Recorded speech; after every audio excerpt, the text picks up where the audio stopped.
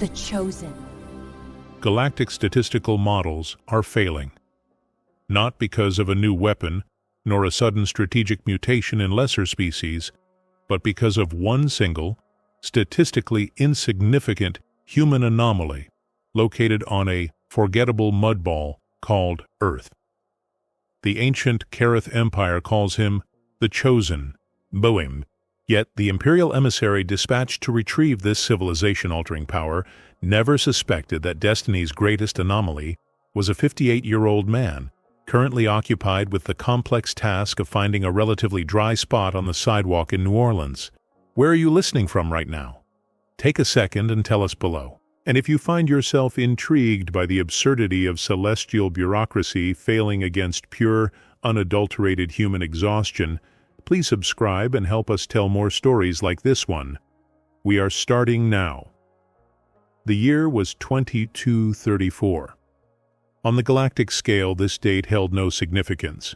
It was just another cycle of negligible expansion for the Kareth Imperium, another season of successful statistical predictions, and another solar rotation where Earth, culturally irrelevant and technologically chaotic, generated the usual low-grade background noise. On the local scale, 2234 meant it was miserably hot in New Orleans, Louisiana. Specifically, in the abandoned port zone that bordered the lower Ninth Ward, the air hung thick and yellow, smelling perpetually of salt, decay, and the faint, enduring aroma of industrial abandonment. This was where Jonah Reed, 58, spent most of his time. Jonah was not majestic. He was a beggar, though he hated the term. Beggars requested currency or sustenance. Jonah requested time.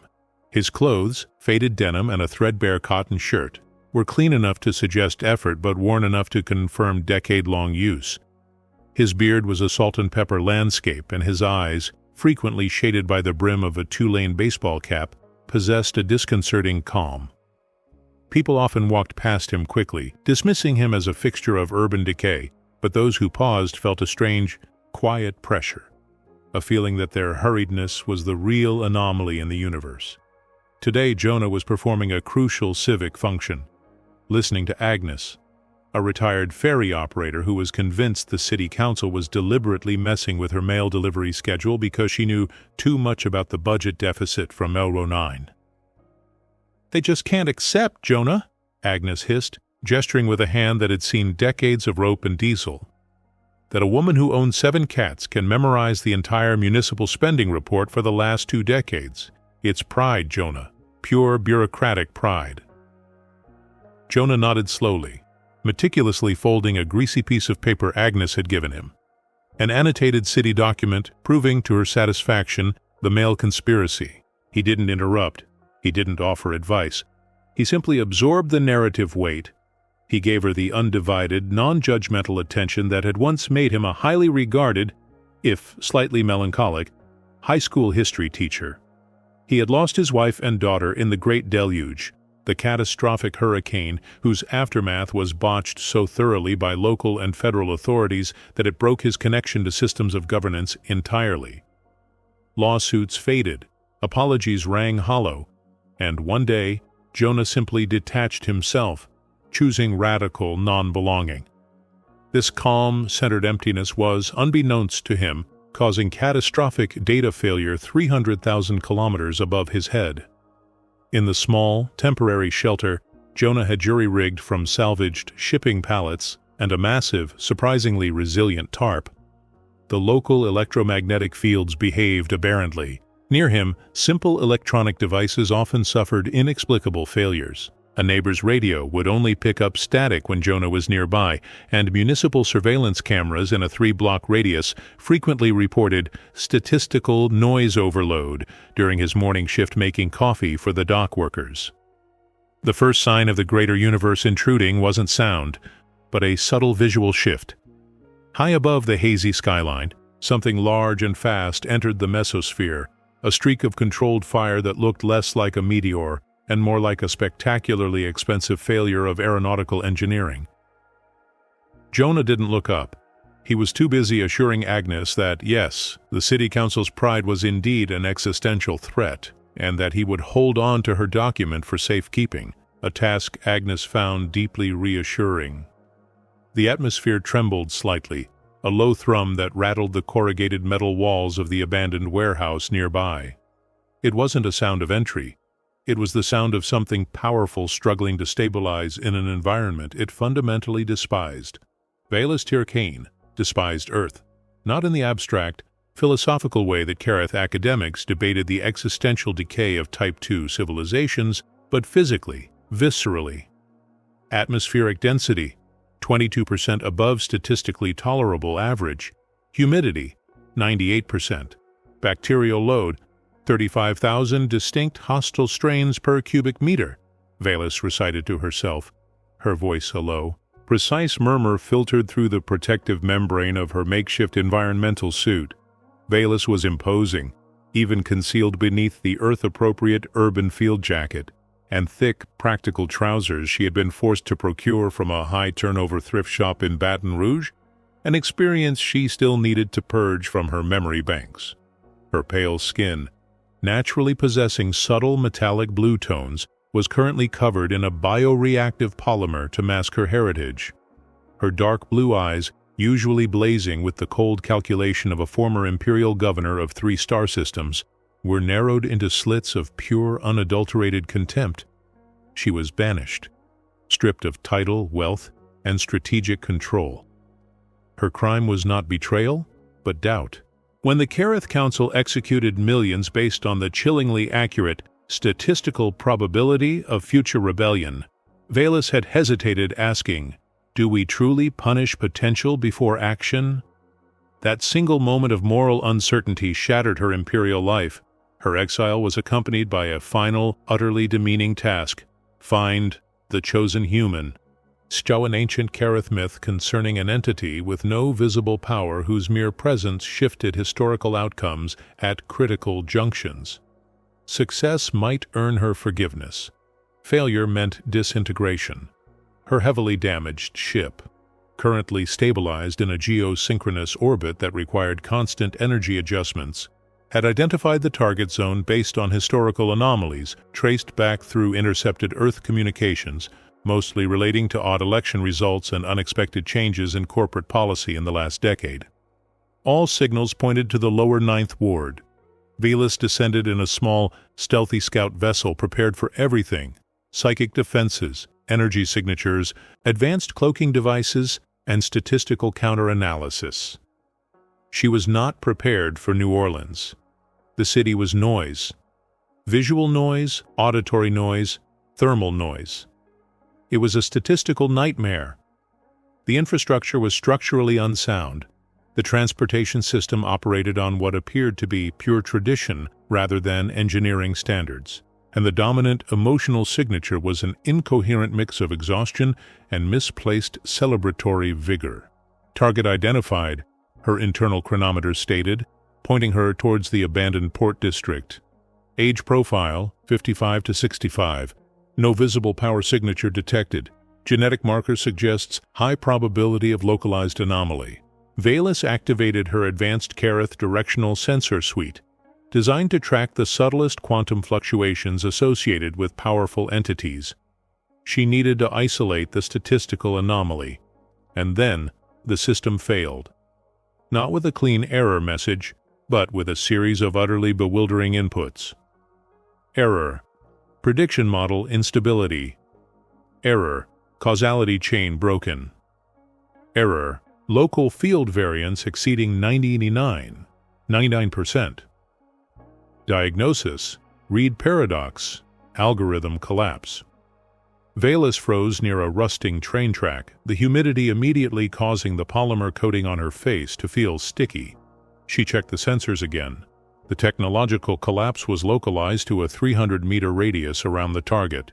Every metric, predictive movement, emotional analysis, social influence modeling was reverting to zero, or worse, projecting outcomes that were statistically impossible, such as local subject spontaneously decides to fix broken community park bench using only pocket lint and good intentions. She clenched her jaw. "The absurdity is physical," she muttered in the ancient Kareth dialect. Her contempt for humanity, which had always been academic, was now intensely practical. She had traveled across the galaxy to retrieve a being capable of altering the fate of empires, and her billion-credit technology was being defeated by localized high-grade messiness. The true scale of the problem sank in. This wasn't a powerful entity hiding its strength. This was an entity so perfectly mundane, so statistically useless by Imperial standards, that the algorithms couldn't even calculate the possibility of its existence. Balis was now operating blind, reliant on the crude, unreliable method of direct, manual observation. She would have to become a tourist in this humid, chaotic hellscape. Balis's forced adaptation was painful. For 3 days, she adopted the role of an anthropologist studying a particularly backward insectoid colony. She found a dilapidated observation point, the second floor of a condemned grain silo, and installed highly advanced optical equipment that, thankfully, relied on photons rather than quantum metrics. She watched Jonah read, and she saw nothing. He did not command, he did not preach, he did not display the slightest flicker of political ambition or military genius. He simply existed within the chaos, a quiet, absorbent sponge. One day he spent 2 hours repairing a child's scuffed tennis shoe using materials he appeared to scavenge from discarded boat equipment. The next day, he sat with a young woman crying over a lost job, not speaking for 45 minutes, just occasionally refilling her chipped coffee mug with lukewarm water from a thermos. Balis meticulously logged every observation, seeking the pattern, the trigger, the power signature. Observation Cycle 7. Subject engaged in prolonged interaction with an elderly female. Topic appears to be municipal budgeting and postal conspiracy theory. Outcome: elderly female departed with reduced stress markers, though conspiracy theory remained intact. Conclusion: zero coercive influence detected. High waste of human time. Observation cycle. 14. Subject spent 50 minutes silently sharing a portion of rice and beans with a transient male. Subject offered no platitudes.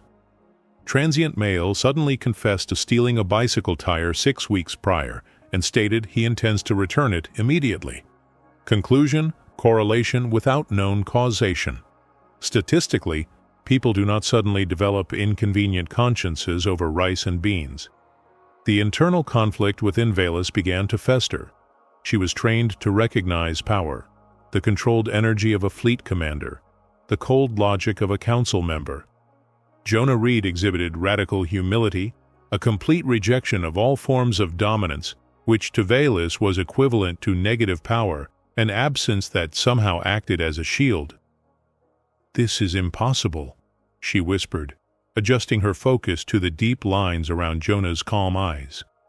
The Kareth myth speaks of a decisive anomaly, a force that alters the imperial trajectory. This is a man whose defining characteristic is a refusal to belong to anything. She was being tracked. Her exile was not unsupervised. 300 kilometers above, the imperial hunters, cold, loyal Kareth strategists, were monitoring her stalled progress.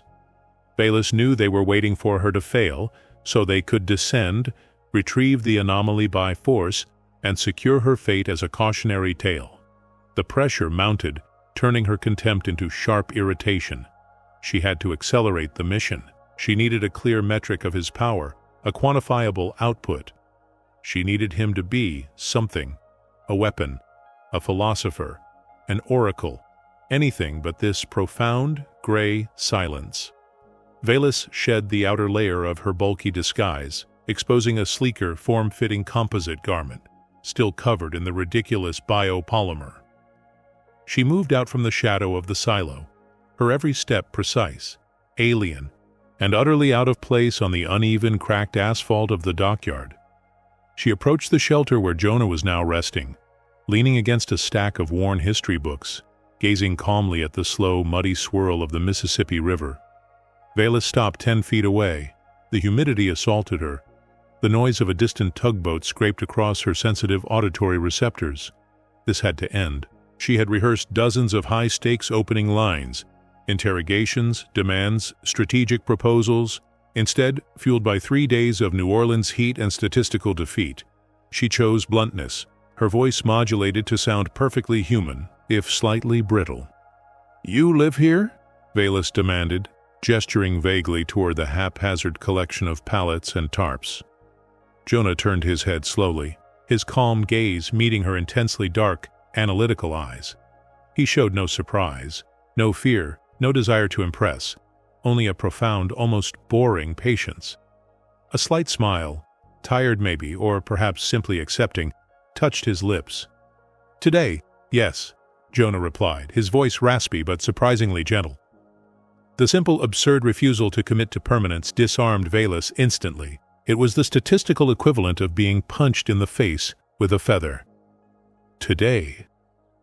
Who quantified existence in such a tiny, meaningless increment? She frowned, forcing herself back onto the Imperial script.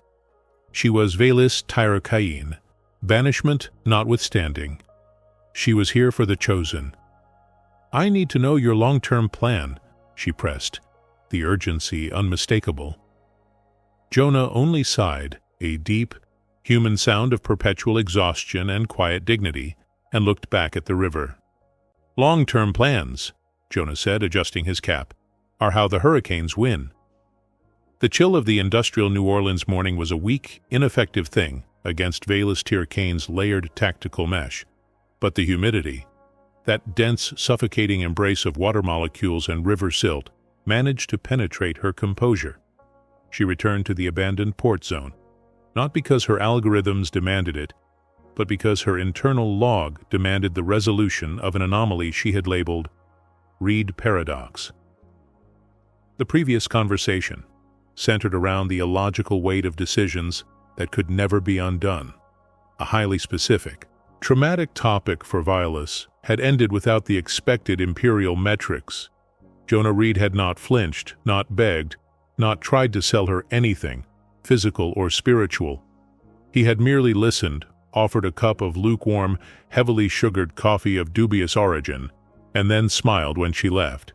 That smile was now being processed by her neural implants as an act of profound cultural disrespect. Statistically, the probability of an individual rejecting immediate material gain when presented with overwhelming resource imbalance is negligible. Unless the individual is incapacitated, mentally deficient, or already possesses said resources, Valus muttered to herself, adjusting the civilian-grade synth leather jacket that was miserably failing to blend her into the local ecosystem. She had spent a full Terran day analyzing regional data on homelessness, only to find that Jonah deviated from every known psychological model. She found him attempting to fix the squeaky wheel of a battered shopping cart belonging to a woman named Marlene, who was lecturing him vehemently on the optimal technique for preparing red beans and rice. Valus approached, her posture broadcasting imperial impatience, a signal lost entirely on both humans. "Reed?" she stated, omitting any honorific, as per the established Kareth protocol for non-citizens of Class E worlds. Jonah looked up, his movements slow but deliberate, the kind of economy of motion that suggested profound exhaustion mixed with absolute control. "Valus, you returned. I was beginning to worry you'd found a better decision to undo." The casual humor struck Valus like an unscheduled orbital bombardment. She hated it. She hated that she understood the context. "Your continued presence in this statistically anomalous sector is interfering with the necessary triangulation required for my mandated mission," Valus declared, opting for honesty buffered by jargon. Marlene, having momentarily paused her bean lecture, eyed Valus's expensive, if ill-fitting jacket. "You sound like a warranty pamphlet. Jonah, is she trying to sell you one of those extended insurance packages again? They don't cover water damage, honey."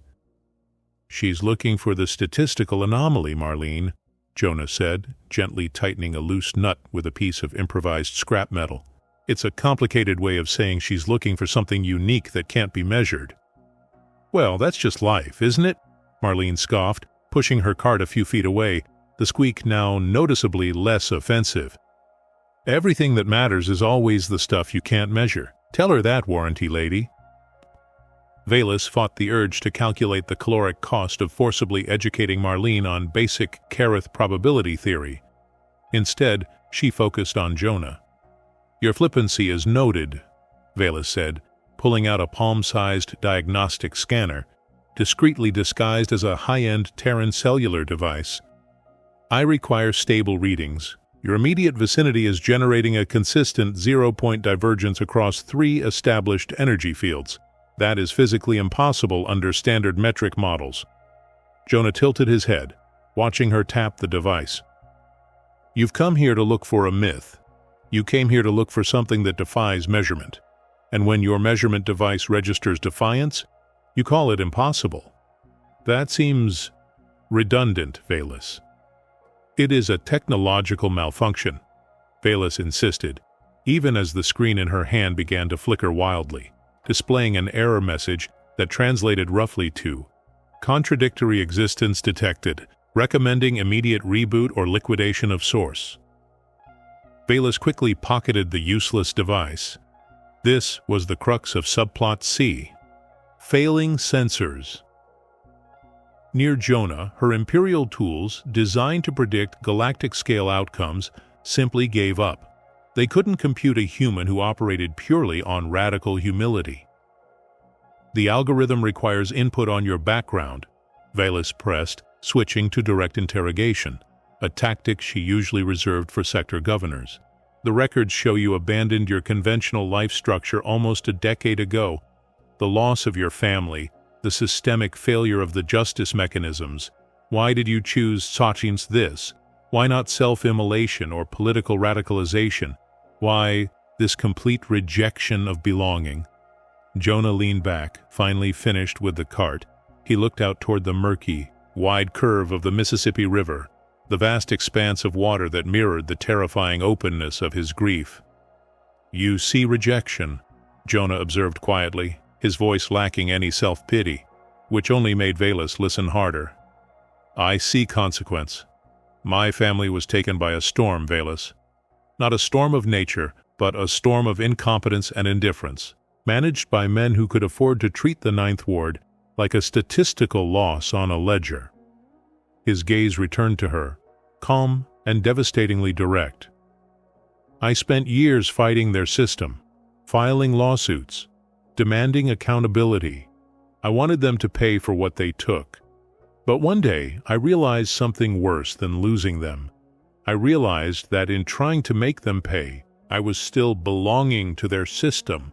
I was still defined by their injustice." He shrugged, a gesture of profound, self-imposed exile. "So I stopped belonging.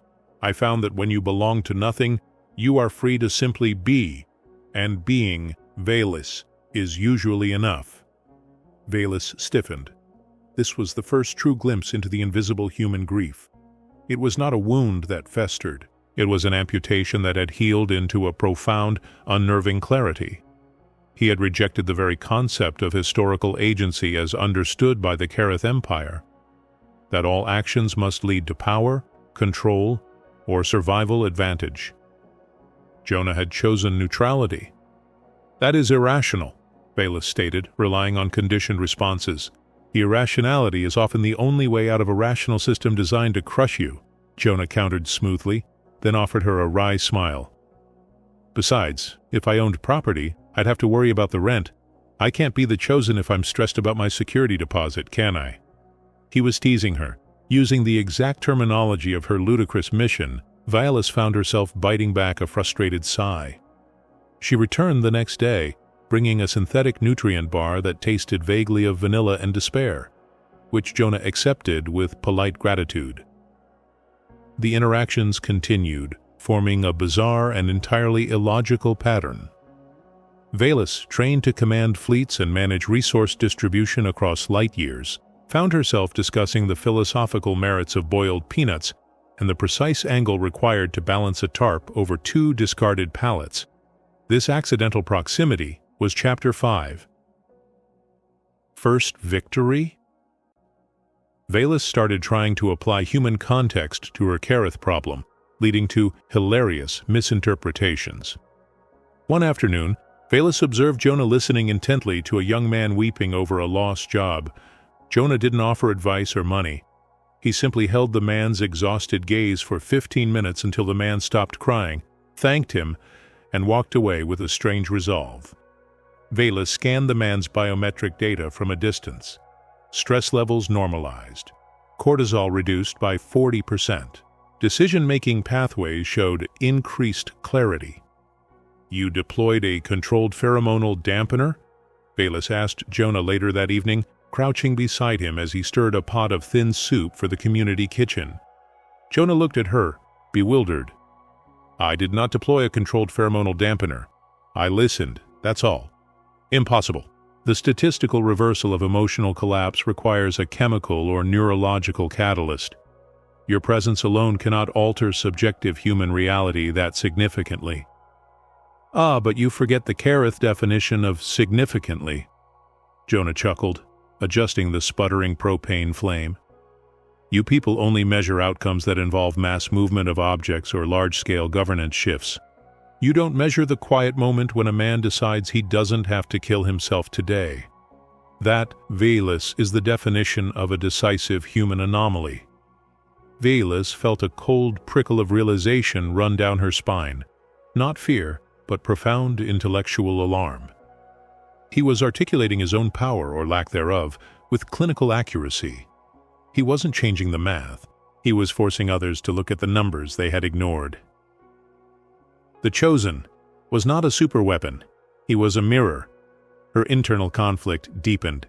She respected his radical commitment to humanity, but despised the sheer inefficiency of it. She, Valus Tiricane, had questioned genocide based on a mathematical probability of future unrest. Jonah rejected her questioning Stakans because of the single individual consequences. This was the moment she achieved her first temporary victory, by realizing the myth was rooted in emotional consequence, not measurable power. But the victory came with a hidden cost, her growing reluctance to turn him in. The cost became physically real shortly thereafter.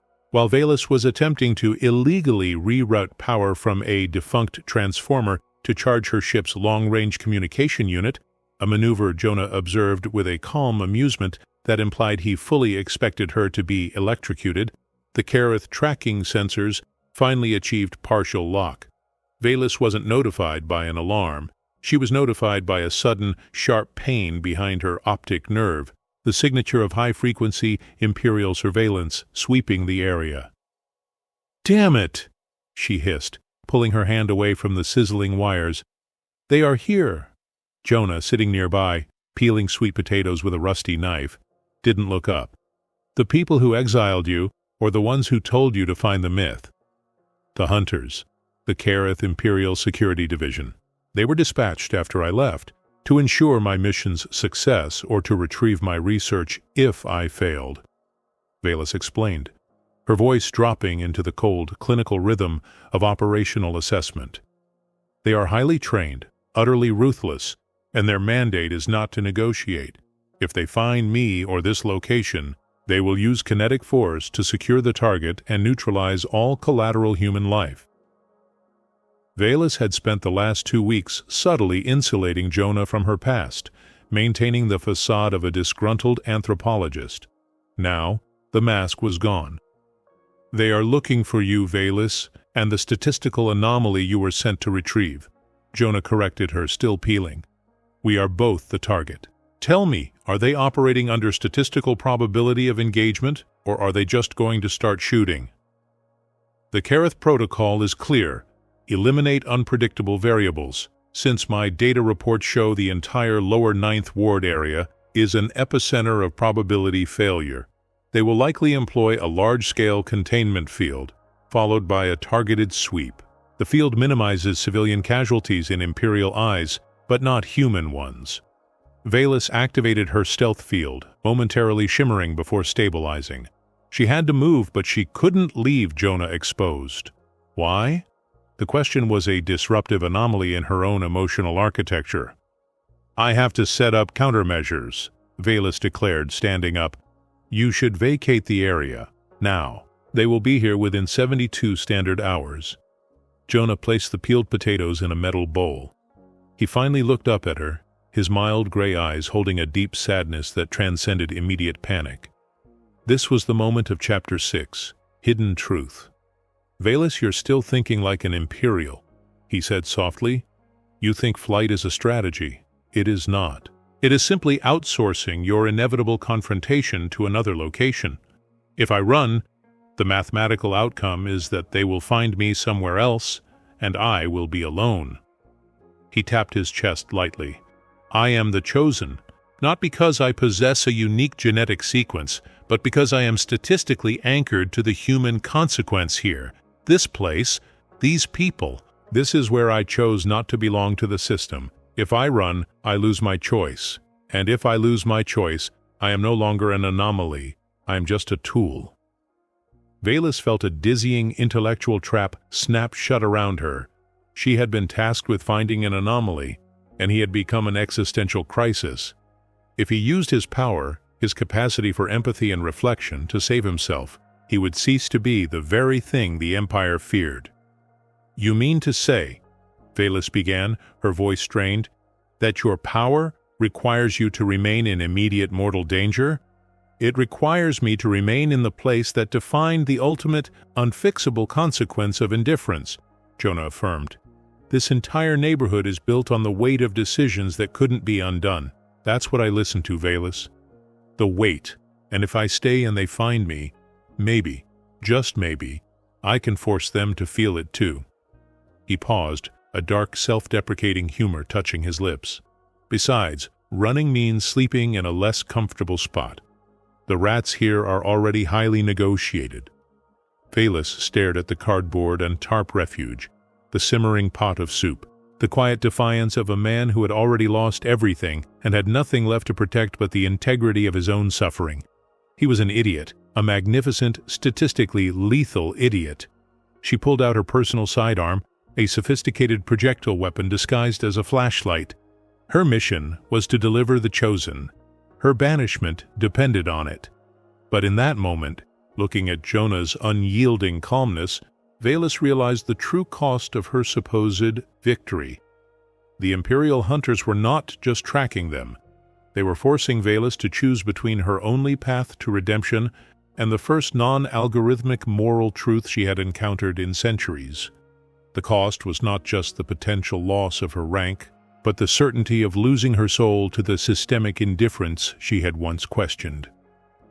And for the first time since her exile, Valus Tirakain started to feel fear, not for her life, but for the life of a beggar she was now obligated, illogically and entirely against all Imperial training, to protect. This was the path to the emotional breaking point, a path paved with failed sensors, boiled peanuts, and a truly magnificent amount of confusing human grief. The air in the lower 9th Ward, already thick with heat and the smell of brackish water, suddenly tasted metallic and artificial. Valus Tirakain had spent 3 cycles perfecting the damp, greasy aesthetic of a disgruntled tourist who had tragically misplaced her baggage and her patience. But no amount of practiced indifference could mask the seismic wave of Imperial presence that just dropped anchor 20 kilometers above the city. The algorithms, which usually hummed a predictable song of human statistical uselessness, were screaming emergency. The hunters had arrived, efficient and terrifyingly punctual. Valus found Jonah near the rusted pilings of the abandoned docks, sharing a half-melted ice pop with a small 3-legged dog named Sergeant Pepper. Jonah's demeanor was the same quiet pool of patience it always was, unflappable, unfazed, and utterly infuriating in its simplicity. "They are here," Valus stated, foregoing pleasantries. Her voice low, the metallic undertone subtly betraying the careful human modulation she usually employed. The Kareth tracking vessel, the stalwart Indifference, just settled into orbit. They are deploying a retrieval team optimized for non-lethal extraction. They want you alive, Jonah. They want to use the Reed paradox as a living ethical calculator for the Council. Jonah took a slow, deliberate lick of the cherry ice pop, offering a piece to the sergeant. Retrieval team, huh? That sounds awfully expensive for one slightly smelly history teacher. This isn't a negotiation, human. This is the end of my exile and the beginning of your eternal servitude. But I have realized something catastrophically illogical in the time I have wasted here. You are not a weapon. You are simply annoying. And I hate the idea of the Council weaponizing annoyance. It's tacky. Valus pulled a small silver data chip from her sleeve, a highly illegal encrypted bypass key for the local transit system. I have established a viable escape vector through the subterranean service tunnels beneath the Superdome. It's unmonitored by Kareth sensors due to the high density of outdated copper wiring. You can be out of the state in 3 hours and off-world in 2 days, assuming you don't stop to talk to anyone. Jonah finished the ice pop, carefully wrapping the stick in a napkin before placing it in the pocket of his frayed jacket.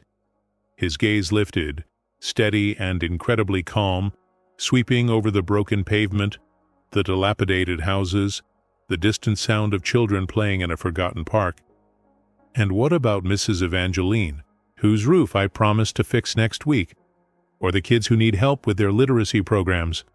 Or Sergeant Pepper, who needs his daily constitutional and perhaps a slightly less ambitious name?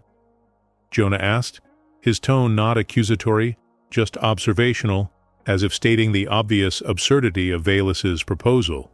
Valus wanted to scream. She had run star systems. She had ordered the logistical movement of billions of tons of cargo. She had personally supervised the deployment of sentient battle platforms across 5 galaxies. And she was being held hostage by a 58-year-old man who prioritized a leaky roof and a 3-legged dog over galactic freedom. Jonah, Valus hissed, stepping closer, her imperial control momentarily fracturing.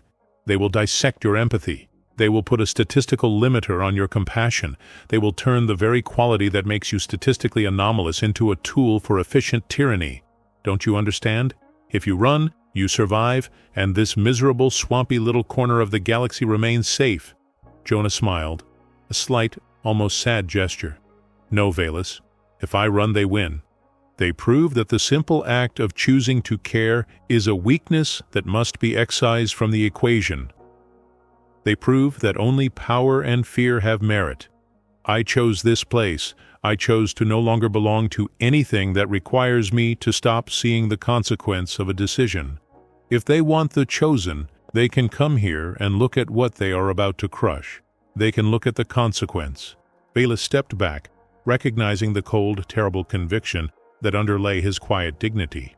It was the same conviction that had led him to abandon his life after the hurricane, trading comfort for inconvenient, localized empathy. The revelation was complete. The chosen was not a gift, but a perpetual conscious choice. The Kareth retrieval team landed with the expected, over-dramatic flair of imperial efficiency. 3 figures, encased in polished obsidian and chrome armor designed to reflect status rather than projectiles, phased into visibility at the edge of the abandoned port zone. They were led by Commander Kale, a genetically streamlined officer whose face was a study in condescending geometry. Kale carried no visible weapon, only a ceremonial staff. They weren't here for violence, but for dignified capture. "Imperial mandate!" Kale's synthesized voice boomed, calibrated to cause involuntary submission in most terrestrial life forms. It merely made Sergeant Pepper twitch an ear. "We are here to retrieve the anomaly designated Reed Paradox. Compliance will ensure minimal inconvenience to the local ecosystem." Valus stood slightly apart, arms crossed, the silver data chip now crushed to powder in her palm. The sight of her former colleagues, so pristine and so profoundly blind, solidified her choice. Jonah stepped forward from the shadows of a crumbling warehouse. He wore his threadbare jacket and looked exactly like what he was, a tired, middle-aged man who hadn't slept well and probably smelled faintly of river mud and stale coffee. Commander Kale scanned the figure, the armor displaying the diagnostic. Subject ID, Jonah Reed. Statistical anomaly. Level, extreme. Visible powers, none. Threat level, negligible. Target Acquisition Protocol. Initiate Capture Sequence, Alpha 7. Jonah Reed, Kale stated, the voice losing its booming quality and becoming clinically authoritative. You are being requisitioned for strategic analysis and integration into the Imperial Council's predictive model. Your unique empathetic signature is deemed vital to the long-term stability of the Kareth domain. Come with us. Jonah didn't move. He simply looked at the commander. Kale had perfect posture, a flawless metabolism, and a mind trained in a million permutations of galactic conflict. Jonah looked right past the chrome, right past the rank insignia, and into the fraction of organic tissue that housed the Kareth central nervous system. I have a question for you, Commander Kale, Jonah said, his voice quiet, carrying effortlessly in the humid air. It was a voice used to cutting through the noise of suffering and the bustle of improvised kitchens. Kale paused. Imperial protocol did not account for unscripted queries from designated anomalies. Capture sequence Alpha 7, halted, waiting for new input. Queries are irrelevant at this juncture. Compliance is the only variable. It's relevant to my compliance, Jonah insisted gently. You are here because the Empire needs to make decisions that affect billions of lives. Decisions about execution, displacement, containment, decisions about who is statistically useful and who isn't. But my question is simple. Jonah tilted his head slightly, his eyes holding the commander's gaze. Have you, Commander Kale, ever stayed? Have you ever stayed in the location, after you decided who lives and who dies? Have you ever stayed long enough to see the people left behind picking up the pieces? Just stayed, without a mission, without a timeline, just to watch the consequence of your perfect, necessary decision. The silence that followed was thicker than the New Orleans humidity. The question was a statistical impossibility. It was illogical, redundant, and operationally unsound. Kareth officers were taught to execute, then move on. Observation of consequence was an emotional liability. Yet, the sheer, naked humanity of the question slammed into the commander's rational core. Kale's internal diagnostic systems flickered. The armor registered an unprecedented data spike. Read paradox. Question is a tactical virus. Unable to compute response based on efficiency matrices. Requires ethical context. The commander started to speak, the synthesized voice stuttering. That is not the function of the stability model requires. Before Kale could recover the bureaucratic high ground, Valis moved. She had watched the entire exchange, prepared to step in with force, perhaps activate a hidden explosive charge to create a diversion. Instead, she witnessed the impossible. Jonah didn't defeat them with power, he defeated them with administrative awkwardness. He overloaded their ethics protocols. Valis stepped directly in front of Jonah, placing her body between him and the 3 Imperial officers. She stood tall, suddenly remembering the command presence she had trained for centuries to possess. She was still in the tattered Earth clothes, but the cold beauty of her Kareth features was sharp with moral clarity. You will terminate capture sequence Alpha 7 immediately, Commander Kale, Valis commanded, her voice ringing with the forgotten authority of a planetary governor, a tone she hadn't used since her banishment. Kyle registered her presence. ID, Vilas Tiercain. Status, banished. Threat level, high potential, treason. Former Governor, you are also designated for immediate transport for debriefing regarding your unauthorized interaction with the anomaly. Step aside. I decline the mandate, Valis stated simply, letting the full weight of her treason settle upon the humid air. The Kareth Empire seeks stability through eradication of variables. Jonah Reed is not a variable to be controlled. He is a mirror that forces you to see the filth you sweep under the galactic rug. If you take him, you will have gained a tool, but you will have lost the last shred of intellectual honesty the Council possesses. Valis looked Kale straight in the eye, the moral doubt that had cost her everything now her greatest weapon. The decision that cost me my title, the execution of millions based on statistical probability of future rebellion. was cowardly.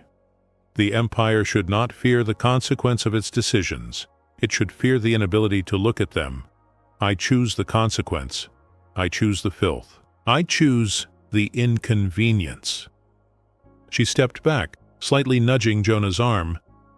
And frankly, Kale, the paperwork involved in integrating a being this fundamentally annoying into the Imperial infrastructure will collapse your mid-level logistics department within 6 solar months. It is tactically unwise. Commander Kale was paralyzed, not by fear, but by the dual crises. First, the anomaly had posed an unanswerable philosophical query. Second, a former Imperial governor, a high-ranking member of the Kareth lineage, had committed overt, undeniable treason, citing inefficiency of paperwork as part of her rationale. The internal sensors were flashing red. Error. Error. Protocol violation, moral doubt. Protocol violation, unsanctioned defection. Kale made a decision based on the immediate preservation of mission integrity, which meant avoiding a messy public conflict with a former high-ranking officer. They could always retrieve her later. Retreat, Kale clipped, the synthesized voice strained. The anomaly has been successfully neutralized in place by a self-imposed moral contaminant field. Reevaluate mission parameters. Upload read paradox data to Central Command for contextual review. With a flash of light that disturbed a nearby flock of gulls, the Kareth retrieval team phased out, leaving behind only the lingering scent of ozone and utterly baffled Sergeant Pepper. The silence that returned to the lower 9th Ward was profoundly anticlimactic. Jonah picked up the ice pop wrapper he had dropped, and Sergeant Pepper returned to scratching an unreachable itch. "Well," Jonah said, looking at Velas, who stood breathing heavily, her face pale with the residual adrenaline of choosing exile, again. That was less dramatic than I had imagined. I always pictured a death ray. Velas glared at him. "You managed to defeat 3 highly trained Imperial officers with a question about staying late. You have no sense of scale.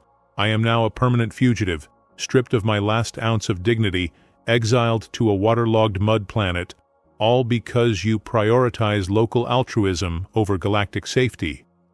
This is objectively a terrible day." Jonah chuckled, a low rumbling sound.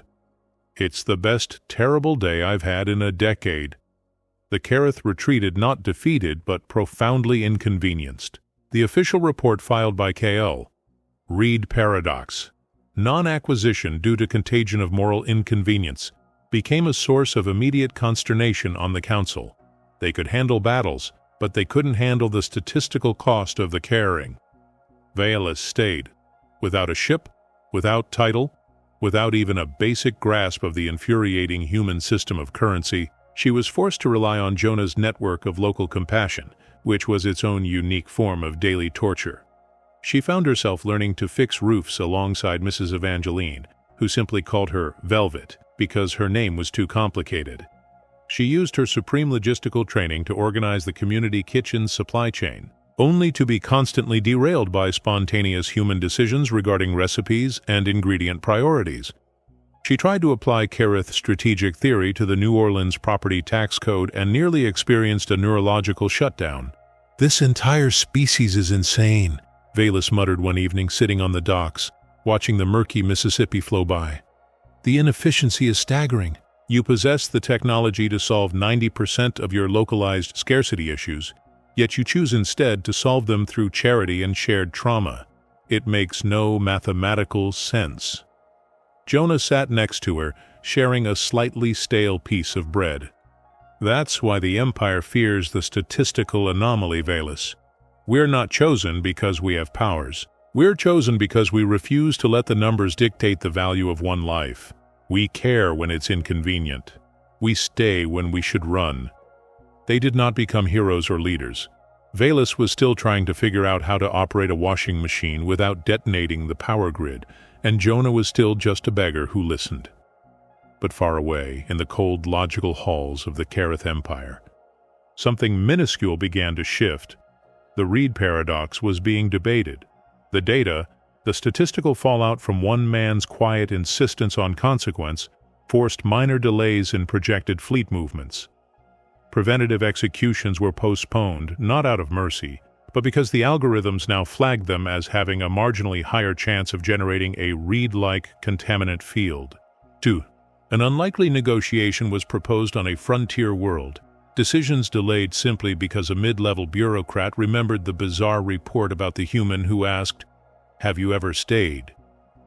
The weight of one quiet, inconvenient human choice was slowly, agonizingly, altering the math of the galaxy. The cosmos is often viewed as a vast, brutal machine, governed by the cold certainty of probability and power. But what Jonah taught Violus, and what the Kareth Empire struggled so violently to repress, is that humanity is the ultimate statistical anomaly, the creature who, stripped of all power, resources, and even dignity, still retains the radical, inconvenient capacity to care. It is easy to believe that destiny selects the strong, the brilliant, or the powerful. But the truth revealed in the humid heat of New Orleans is that you are not chosen because you are special. You are chosen because even with nothing left, even when it is strategically absurd, and even when it guarantees your own destruction, you still choose to look at the consequences and you still care. Now that is the most absurd, ridiculous, and terrifying thing an empire could ever face. But seriously, Commander Kale should have been more concerned about the paperwork. I mean, the logistics of processing one non-compliant anomaly are bad enough, but integrating a former governor into a maximum security prison designed for low-level traders.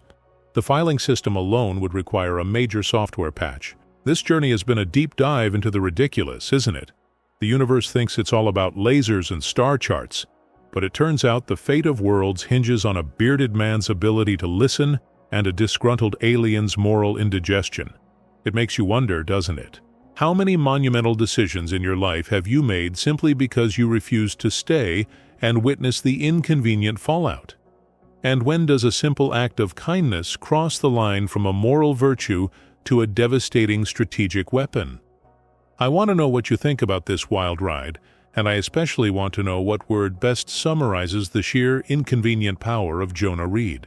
Write the word paradox in the comments below to let me know you made it all the way through this epic tale of galactic treason and local house repairs. Tell me also where you are watching from. It's fascinating to think about this swampy little tale reaching across galaxies, or at least across time zones. If you love this story, please subscribe. It helps us keep telling these ridiculously detailed tales of human absurdity defeating cosmic logic. Hit that like button, share this video with a friend who thinks kindness is a weakness, and then click the card on your screen right now for our next story, which is also guaranteed to involve existential dread, surprising amounts of human resilience, and probably very confusing bureaucracy. Thanks for watching, and remember, never underestimate the strategic advantage of stubborn empathy.